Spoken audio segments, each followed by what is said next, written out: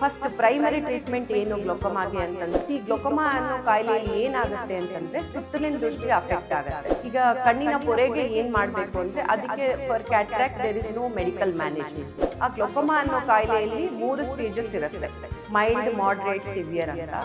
Surgery ಆದಮೇಲೆ drops 5 ರಿಂದ 6 ವಾರ ಹಾಕೋಬೇಕಾಗುತ್ತೆ. ನಾನು ಡಾಕ್ಟರ್ ಸಂಧ್ಯಾ ES, ಕ್ಯಾಟ್ರಾಕ್ಟ್ ಮತ್ತು glaucoma specialist, working at doctor Agarwal's eye hospital, Kanakapura ರಸ್ತೆ, ಬೆಂಗಳೂರು. ಇವತ್ತು ನಾನು ಕಣ್ಣಿನ ಪೊರೆ ಶಸ್ತ್ರಚಿಕಿತ್ಸೆ ಮತ್ತು ಅದರಲ್ಲಿ ಅಳವಡಿಸುವಂಥ ಇಂಟ್ರಾಆಕ್ಯುಲರ್ ಲೆನ್ಸಸ್ ಬಗ್ಗೆ ನಿಮಗೆ ತಿಳಿಸ್ಕೊಡ್ತೀನಿ. ಒಂದು ಪೇಷಂಟ್ ಉದಾಹರಣೆಯಾಗಿ ನಿಮಗೆ ಅರ್ಥ ಆಗಲಿ ಅನ್ನೋ ಕಾರಣಕ್ಕೋಸ್ಕರ ಅವರ ಏನು ಪ್ರೊಸೀಜರ್ ಮಾಡಿಸ್ಕೊಂಡಿದ್ದಾರೆ, ಯಾವ ರೀತಿ ಇಂಟ್ರಾಆಕ್ಯುಲರ್ ಲೆನ್ಸ್ ಹಾಕಿದ್ದೀವಿ ಅವ್ರಿಗೆ ಅನ್ನೋದ್ರ ಬಗ್ಗೆ ಎಕ್ಸ್ಪ್ಲೇನ್ ಮಾಡೋಕ್ಕೆ ಇಷ್ಟಪಡ್ತೀನಿ. ಸೊ ಈಗ ನಾನು ನಿಮಗೆ ವೈದೇಹಿ ಶ್ರೀಕಾಂತ್ 60 ವರ್ಷ ವಯಸ್ಸಿನವರು ನಮ್ಮ ಆಸ್ಪತ್ರೆಗೆ 1 ತಿಂಗಳ ಹಿಂದೆ ಬಂದಿದ್ದರು. ಸೊ ಅವ್ರು ಬಂದಾಗ ಅವರಿಗೆ ಕಣ್ಣಿನ ದೃಷ್ಟಿ ಮಂಜಾಗಿ ಕಾಣ್ತಾ ಇತ್ತು 2 ಕಣ್ಣಲ್ಲೂ. ಅದಕ್ಕೆ ಕಾರಣವಾಗಿ ಅವರು ನನ್ನನ್ನು ಭೇಟಿಯಾಗಲಿಕ್ಕೆ ಬಂದಿದ್ದರು. ಸೊ ನಾನು ನೋಡಿ ಆದಮೇಲೆ ಅವ್ರಿಗೇನು ತೊಂದರೆ ಇದೆ ಅಂತ ಎಕ್ಸ್ಪ್ಲೇನ್ ಮಾಡ್ತೀನಿ ನಿಮಗೆ. ಸೊ ಅವರು 60 ವರ್ಷ ಮೇಲ್ಪಟ್ಟವರಾದ್ರಿಂದ ಕಣ್ಣಿನ ಪೊರೆ ಕಾಮನ್ ಆಗಿ ಇರುತ್ತೆ. ಸೊ ನಾನು ಅವ್ರ ಕಣ್ಣನ್ನು ಎಕ್ಸಾಮಿನ್ ಮಾಡಿದಾಗ ಅವ್ರಿಗೆ 2 ಕಣ್ಣಲ್ಲೂ ಕಣ್ಣಿನ ಪೊರೆ ಇತ್ತು. ಅದ್ರ ಜೊತೆಗೆ ಆಪ್ಟಿಕ್ ನರ್ವ್ ಅಸೆಸ್ಮೆಂಟ್ ಮಾಡಿದ್ವಿ ನಾವು, ಪ್ಲಸ್ ಇಂಟ್ರಾಆಕ್ಯುಲರ್ ಪ್ರೆಷರ್ ಚೆಕ್ ಮಾಡಿದ್ವಿ. ಸೊ ಅವರ ಕಣ್ಣಿನ ಒತ್ತಡ, ಇಂಟ್ರಾಆಕ್ಯುಲರ್ ಪ್ರೆಷರ್ ನಾರ್ಮಲಿ 20 ಒಳಗಿರಬೇಕಿತ್ತು. ಅವ್ರಿಗೆ 2 ಕಣ್ಣಲ್ಲೂ ಇಂಟ್ರಾಆಕ್ಯುಲರ್ ಪ್ರೆಷರ್ 23 ಮಿಲಿಮೀಟರ್ ಮರ್ಕ್ಯುರಿ ಇತ್ತು. ಅದ್ರ ಜೊತೆಗೆ ಕಣ್ಣಿನ ಒಳಗಡೆ ನಾರ್ಮಲಿ ಒಂದು ಫ್ಲೂಯಿಡ್ ಇರುತ್ತೆ, ಅದರಿಂದ ಕಣ್ಣಿನ ಸ್ಟ್ರಕ್ಚರ್ಸ್ಗೆ ನ್ಯೂಟ್ರಿಷನ್ ಸಪ್ಲೈ ಆಗುತ್ತೆ. ಅದು ಕಣ್ಣಿನ ಮೇಲೆ ಒತ್ತಡ ಬೀರುತ್ತೆ. ನಾರ್ಮಲ್ ಆಗಿ ಕಣ್ಣಿನ ಒತ್ತಡ ಇಂಟ್ರಾಆಕ್ಯುಲರ್ ಪ್ರೆಷರ್ ಅಂತ ಹೇಳ್ತೀವಿ, ಅದು 20 ಮಿಲಿಮೀಟರ್ ಒಳಗಡೆ ಇರಬೇಕು. ಅದು ಹೆಚ್ಚಾದಾಗ ಆಪ್ಟಿಕ್ ನರ್ವ್ಗೆ ತೊಂದರೆ ಆಗಿ ಗ್ಲೋಕೋಮಾ ಅನ್ನೋ ಕಾಯಿಲೆ ಕಾಣಿಸ್ಕೊಳ್ಳುತ್ತೆ. ಸೊ ಈ ವೈದೇಹಿ ಅನ್ನೋರಿಗೆ ಇಂಟ್ರಾಆಕ್ಯುಲರ್ ಪ್ರೆಷರ್ ಹೆಚ್ಚಿದ್ದರಿಂದ ನಾವು ಗ್ಲೋಕೋಮಾ ಇದೆ ಅನ್ನೋವಂಥ ಸಂದೇಹ ಪಟ್ವಿ. ಅದಾದಮೇಲೆ ಅದಕ್ಕೆ ಸಂಬಂಧಪಟ್ಟ ಎಲ್ಲ ಇನ್ವೆಸ್ಟಿಗೇಷನ್ನು ಮಾಡಿ ನೋಡಿದಾಗ ಅವ್ರಿಗೆ 2 ಕಣ್ಣಲ್ಲೂ ಕಣ್ಣಿನ ಪೊರೆ ಜೊತೆಗೆ ಗ್ಲೋಕೋಮಾ ಅನ್ನೋ ಕಾಯಿಲೆ ಇದೆ ಅಂತ ದೃಢೀಕರಿಸಿದ್ವಿ. ಆ ಗ್ಲೋಕೋಮಾ ಅನ್ನೋ ಕಾಯಿಲೆಯಲ್ಲಿ 3 ಸ್ಟೇಜಸ್ ಇರುತ್ತೆ, ಮೈಲ್ಡ್, ಮಾಡರೇಟ್, ಸಿವಿಯರ್ ಅಂತ. ಗ್ಲೋಕೋಮಾ ಅನ್ನೋ ಕಾಯಿಲೆಯಲ್ಲಿ ಏನಾಗುತ್ತೆ ಅಂತಂದರೆ ಸುತ್ತಲಿನ ದೃಷ್ಟಿ ಅಫೆಕ್ಟ್ ಆಗುತ್ತೆ. ಸೊ ಅದು ವಾರಗಳಲ್ಲಿ, ತಿಂಗಳಲ್ಲಿ ಆಗೋದಿಲ್ಲ, ವರ್ಷಾನುಗಟ್ಟಲೆ ಬೇಕಾಗುತ್ತೆ. ಸೊ ಸುತ್ತಲಿನ ದೃಷ್ಟಿ ಕಡಿಮೆ ಆಗೋದ್ರಿಂದ ಅದರಲ್ಲಿ ಸಿಂಪ್ಟಮ್ಸ್ ಇರೋದಿಲ್ಲ. It's A silent thief off site ಅಂತ ಹೇಳ್ತೀವಿ. Glaucoma is A silent thief off site ಆದ್ದರಿಂದ ಯಾರಿಗೂ ಸಿಂಪ್ಟಮ್ಸ್ ಇರಲ್ಲ ಮತ್ತು ಅದು ಒಂದು ಆನುವಂಶಿಕ ಕಾಯಿಲೆ. So it's A genetic disease. So ಅದ್ರ ಜೊತೆಗೆ ನಾವು OCT ಅಂತ ಹೇಳ್ತೀವಿ, ಇದು ಕಣ್ಣಿನ ಆಪ್ಟಿಕ್ ನರ್ವ್ದು ಒಂದು ಸ್ಕ್ಯಾನು. ಇದರಲ್ಲಿ ಗ್ಲೋಕೋಮಾ ಅನ್ನೋ ಕಾಯಿಲೆನ ಬೇಗ ಡಯಾಗ್ನೋಸ್ ಮಾಡ್ಬೋದು. ಇದ್ರ ಜೊತೆಗೆ ಇನ್ನೊಂದು ಇನ್ವೆಸ್ಟಿಗೇಷನ್ ಫೀಲ್ಡ್ ಟೆಸ್ಟ್ ಅಂತ ಹೇಳ್ತೀವಿ. ಫೀಲ್ಡ್ ಟೆಸ್ಟ್ ಅಂದರೆ ಸುತ್ತಲಿನ ದೃಷ್ಟಿ ಪರೀಕ್ಷೆ ಮಾಡುವಂಥ ಒಂದು ಇನ್ವೆಸ್ಟಿಗೇಷನ್.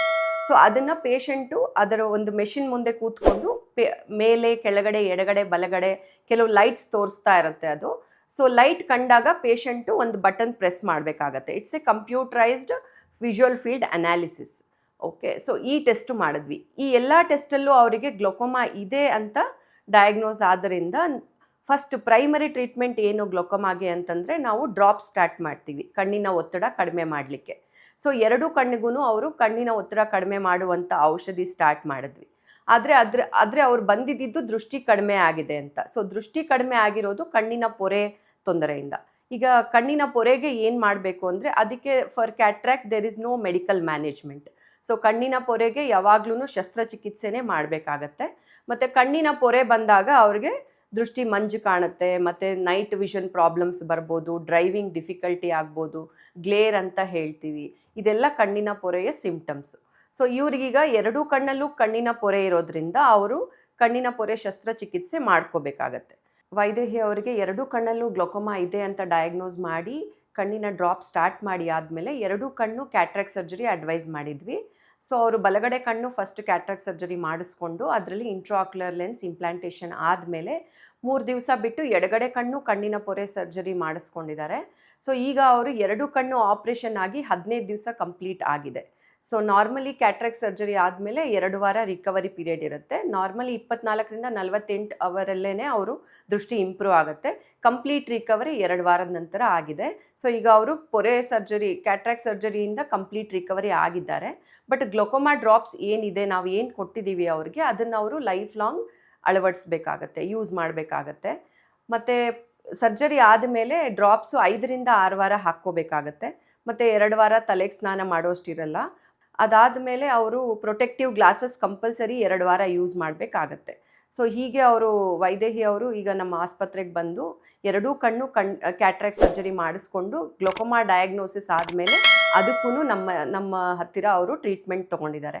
ಸೊ ಈಗ ಈ ವೈದೇಹಿ ಅನ್ನೋರಿಗೆ ಗ್ಲೋಕೋಮಾ ಮತ್ತು ಕ್ಯಾಟ್ರಾಕ್ಟ್ 2 ಇದ್ದಿದ್ದರಿಂದ ನಾವು ಗ್ಲೋಕೋಮಾ ಇನ್ವೆಸ್ಟಿಗೇಷನ್ಸ್ ಮಾಡಿ ಕ್ಯಾಟ್ರಾಕ್ಟ್ ಸರ್ಜರಿ ಮಾಡಿ we have completed the treatment. Normally cataract ಪೇಷಂಟ್ಸ್ಗೆ generally they will come to the hospital, same day ಎಲ್ಲ ಇನ್ವೆಸ್ಟಿಗೇಷನ್ ಮಾಡಿಕೊಂಡು ಅವತ್ತೇ ಸರ್ಜರಿ ಮಾಡಿಕೊಂಡು ಅವತ್ತೇ ಮನೆಗೆ ಹೋಗ್ಬೋದು. ಸೊ ರಿಕವರಿ ಪೀರಿಯಡ್ ಯೂಶ್ವಲಿ 1 ಅವರೇ ಇರುತ್ತೆ. 24 to 48 ಅವರ್ಸಲ್ಲಿ ವಿಷನ್ ಇಂಪ್ರೂವ್ಮೆಂಟ್ ಬರುತ್ತೆ. ಆ್ಯಂಡ್ ಪೋಸ್ಟ್ ಆಪರೇಟಿವ್ ಮೆಡಿಕೇಷನ್ಸು 5ರಿಂದ 6 ವಾರ ಹಾಕಬೇಕಾಗಿ ಬರುತ್ತೆ. ಮತ್ತು ಪ್ರೊಟೆಕ್ಟಿವ್ ಗ್ಲಾಸಸ್ ಕೊಟ್ಟಿರ್ತೀವಿ.